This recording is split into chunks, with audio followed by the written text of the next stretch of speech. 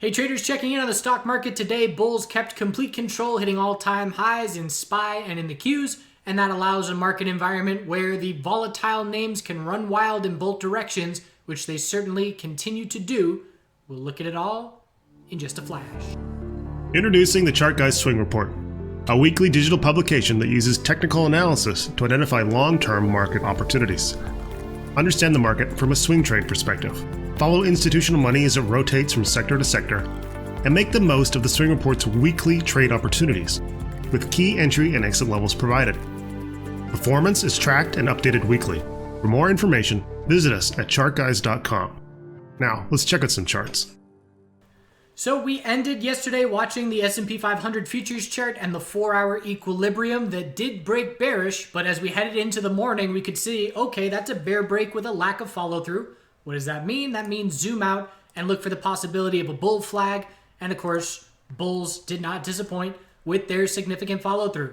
SPY bulls have been we have not closed lower than we have opened in SPY in the last 6 days in a row now. New all-time high, still 359.17 as the line in the sand level. We can pull back 3% and still be in a daily uptrend. And the bulls have complete control. There's no other way to put it. You can look at indicators that say, this is happening, and last time this happened, we pulled back and all that, and that's fine. Again, we want to be protective in this market environment, and we want to be hedging. We don't want to be fighting the bulls. If we're not protecting a long-term portfolio and we're just coming to the computer every day and trying to go short and just consistently losing money, that's obviously not a good strategy.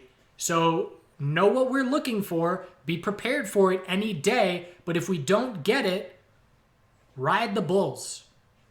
So SPY, strong. IWM, all-time highs, extremely strong close. Anything above 180.32 is a daily high or low. Tons of space for the bulls to work with. QQQ, marching to all-time highs, continues. And again, when we get to complacent, bullish environments, we want to be cautious because we know how they end, fast and hard. Last time, this was about 3.5 weeks of just a slow, steady grind up, blue sky breakout. All-time highs seemed like they were coming every day, and then we dumped real fast and real hard. So we're in another environment now where it's similar. It's 2 weeks, not 3.5 weeks. But again, it can end fast and hard, and that should not be surprising if that happens.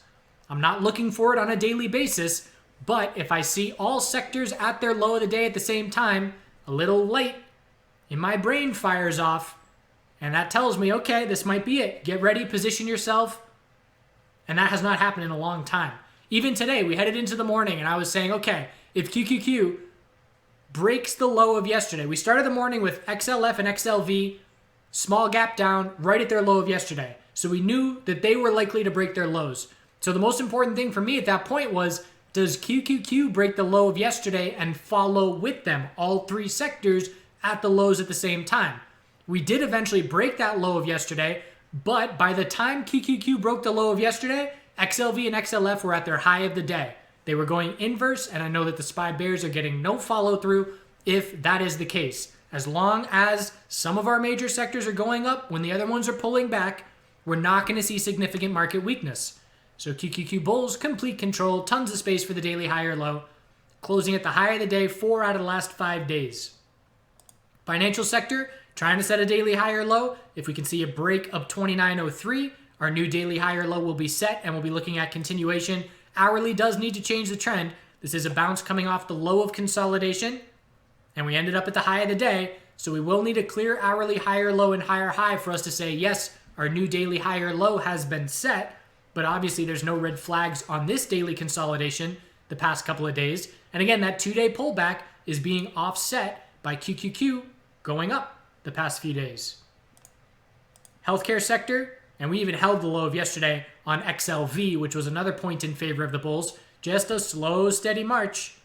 Remember back 2 weeks ago when we were looking at the weakness in the healthcare sector, and we were saying this, I took that as a bullish sign for the broader market, because if XLV can set its weekly high or low, any consolidation that we see in the other major sectors can be offset to a certain degree. And we just ended up not seeing any consolidation in the tech sector. So it was really just the healthcare sector joining in the bullish onslaught as opposed to offsetting consolidation in the tech sector. So now we're looking at 113.19 as a short-term resistance, and then the all-time high 114.41 is right there. Biotech sector, blue sky breakout continues. Upper wick of profit taking yesterday. No bear follow through. We did not break the low of yesterday. And we closed up at the all-time high. Anything above 130.84 is a daily high or low. XBI remains one of the strongest sectors over the last month, and SMH is the other one. Just no pullback whatsoever. Again, we're cautious. We know how these environments end. Look here and look at that drop. So we're in a significant, similar bull move, but no sign of that drop yet. We're in a pattern of a higher low every day for the last 5 days. Short-term support 219.13, a little bit toppy. We're not getting significant bull follow through the last couple of days, but we're also not breaking the low of the previous day. And if we're not breaking the low of the previous day, we're not going to consolidate. Next time we do, we watch for a daily higher low.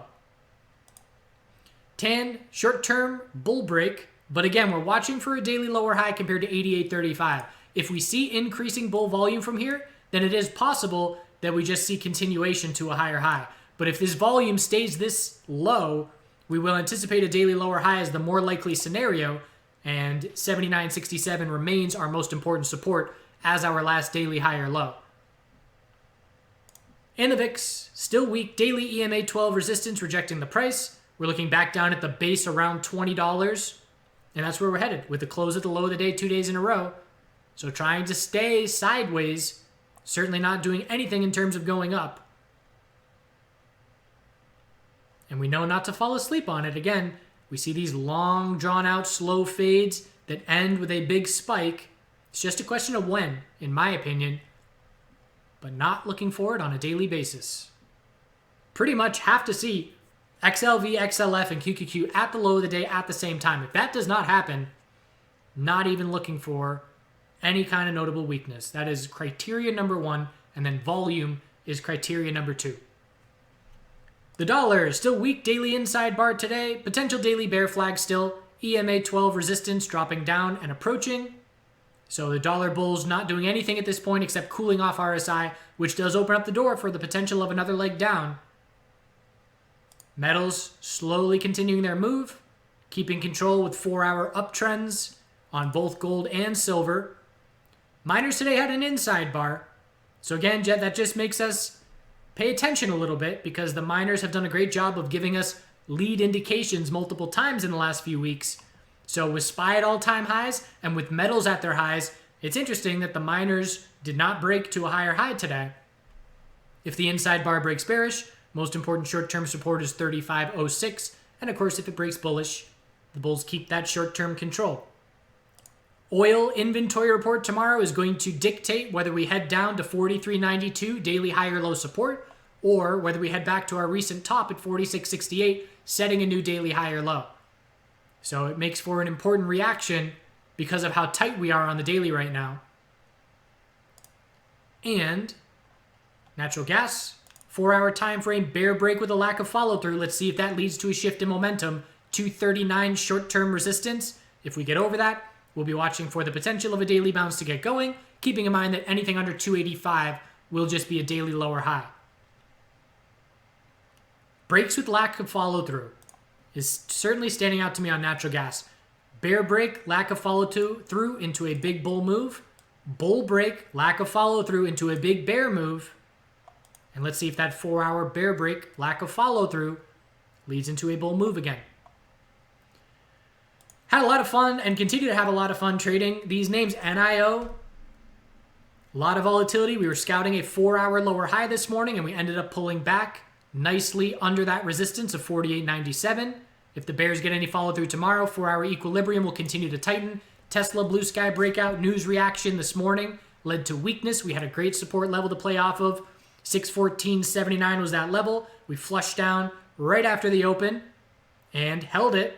And then bulls recovered and closed up at the all-time high. We've got strength in extended hours. 669 is the highest price in extended hours and the only level to be watching for resistance from here.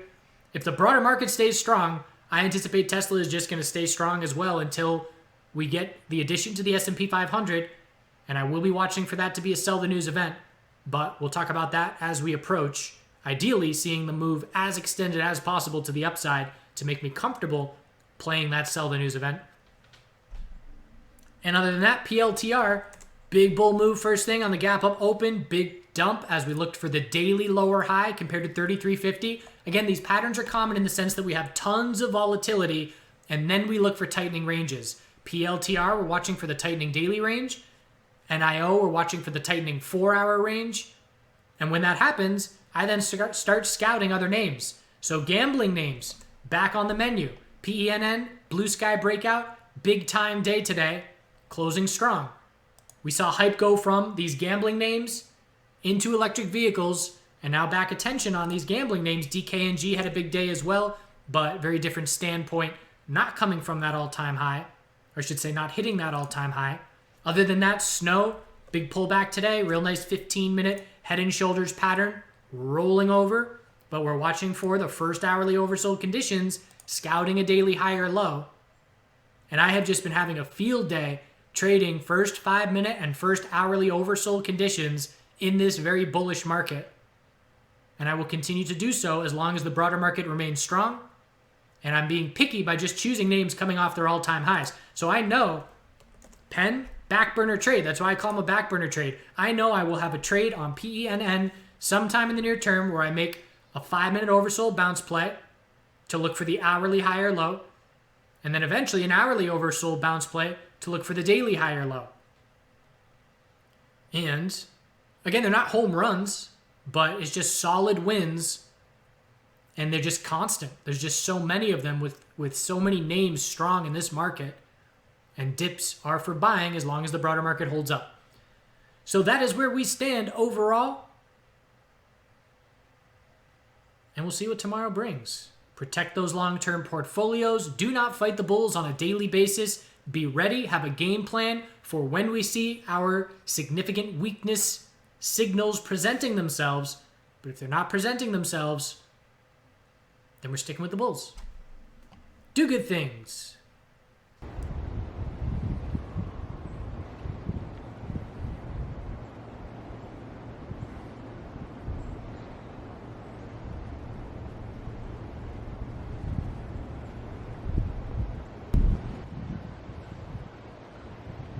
What are you all looking at?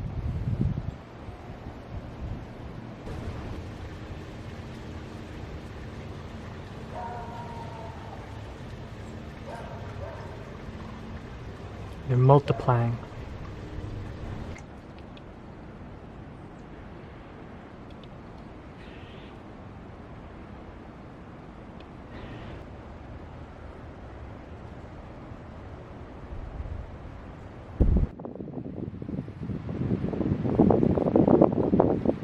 Hey, what you do, babe? Woo.